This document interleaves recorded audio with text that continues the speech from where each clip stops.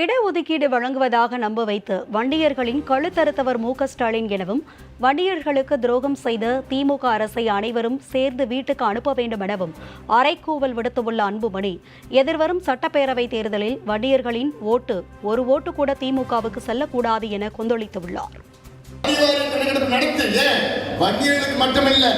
வன்னியர்கள் போன்ற பின்தங்கிய நிலையில் உள்ள எத்தனையோ சமுதாயங்கள் இருக்கிறது. அத்துணை சமுதாயங்களுக்கும் நீதி வேண்டும், சமூக நீதி வேண்டும், இடஒதுக்கீடு வேண்டும், வேலை வாய்ப்பு வேண்டும், கல்வி வேண்டும், நலத்திட்டங்கள் வேண்டும்.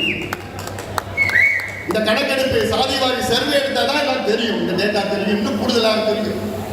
ஆனால் அதை எடுக்க தயங்குகின்ற முதலமைச்சர் ஸ்டாலின், தயங்குகின்ற சொல்ல மாட்டேன், அதை எடுக்க பயப்படுகின்ற முதலமைச்சர் ஸ்டாலின் இந்த மாநாட்டில் நான் பேசினேன். என்ன பேசினேன்?